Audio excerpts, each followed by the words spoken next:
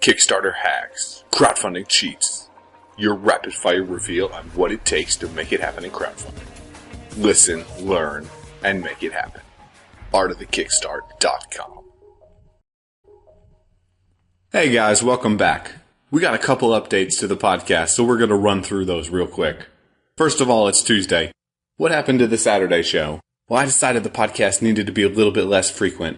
It was overwhelmingly crazy for me, and at the same time, we weren't getting the absolutely awesome engagement. I thought, and what guests have told me, listeners have told me, is a little bit less frequent. It'll make it more manageable, more useful for everybody. So we're going to try running the podcast once a week. Second thing, you might have noticed the name's a little different. So this is like split testing your campaign. You never know what title's going to convert, what's going to get people to click through.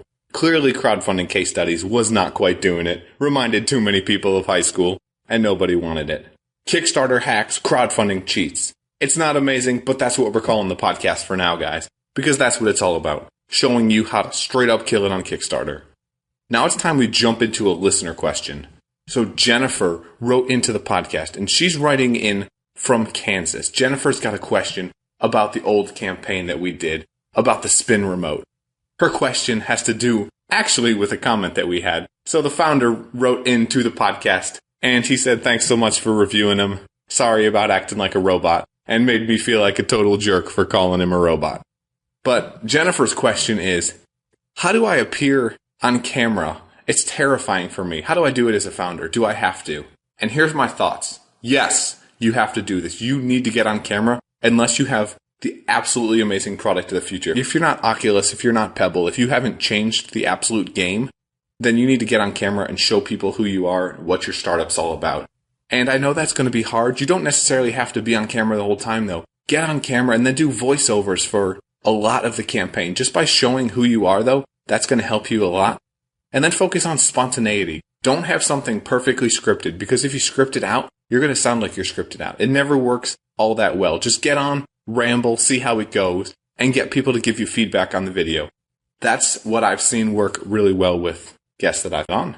And now we're going to jump into today's crowdfunding case study. But now we're talking about today's Kickstarter hack. The crowdfunding cheat that we are analyzing is Foldio 2, Bigger and Smarter. These guys are coming back for a follow-up campaign.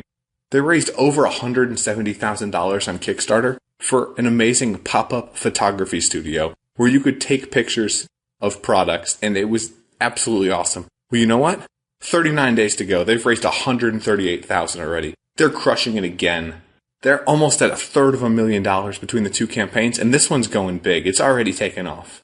Why? You start watching this video, and the music, it puts you in an absolutely amazing mood. It's upbeat, it's happy, and the entire campaign follows this flow. People going through, just checking out products, taking pictures, and really sharing what it means to be a photographer. The founders hop back on and say, hey guys, we're back. Thanks for having us, Kickstarter. We did an awesome job last time with your help, and we're here to address some of the issues you guys had. They put the personality in, they throw in the credibility that they've done this before, and they make their video absolutely shine. They finish strong with a bajillion use cases. They keep showing the product in action. All different types of products. Ideas, not ideas, you can't take a picture of an idea. All different types of products and things along those lines. They just keep taking pictures and showing how people use it, and that overcomes any issues people have of, is this actually for me? In my opinion, this is absolutely perfect for e-commerce. I've played in this space before, and when you've got to take product photography absolutely wherever you can do it, this is a perfect pop-up solution.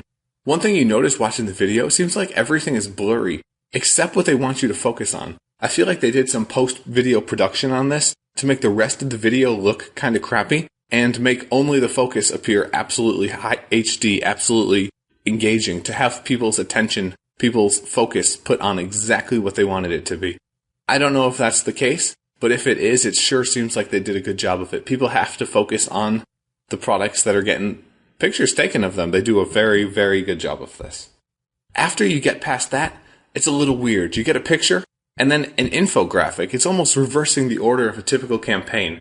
They have the simplest infographic ever. There's a thank you. You can get the Foldio 2, or you can get the Baller Folio 2 that's not an early bird.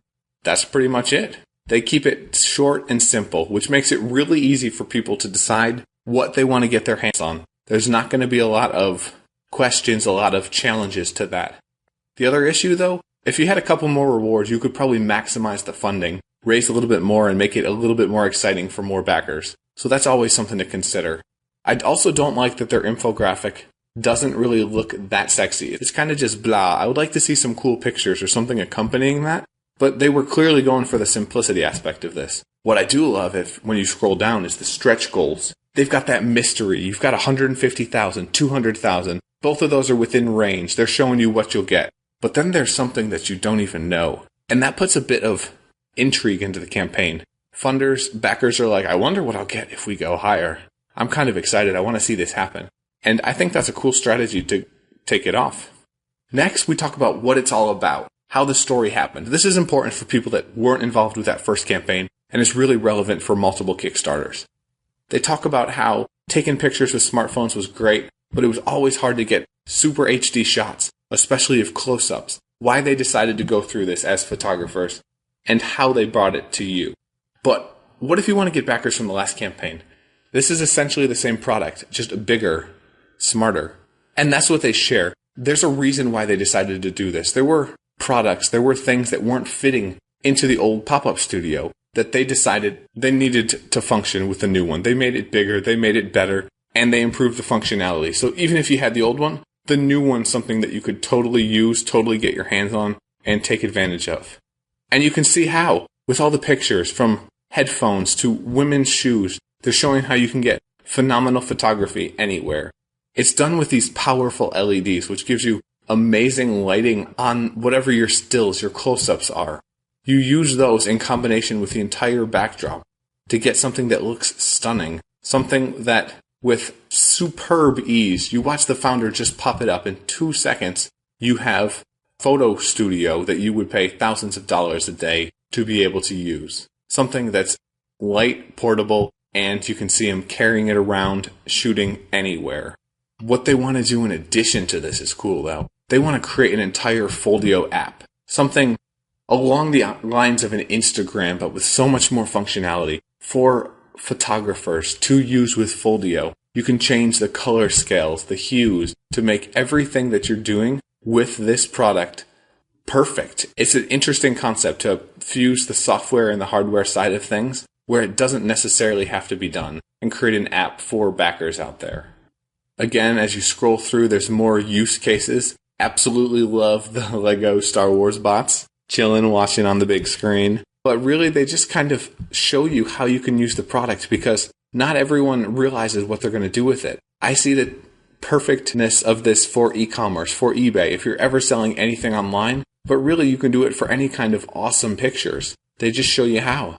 And then we kind of run to the end of the campaign. We learn a little bit more about the team. I would like to see a little bit more personality here, especially considering you've done it before. But honestly, it's okay. I love the circular images. One thing you really could have done better, I think, would be videos, pictures, and testimonials from those first campaign backers. You've already done this. You got hundreds of backers before. Get them to endorse your second campaign, because they're the people that have already seen you prove it. You've already done it, and they already know what you're all about. By showcasing their success, their photography, putting them on video, then all the people considering backing this campaign will know so much more about you guys and have that much more connection. Thanks for tuning in.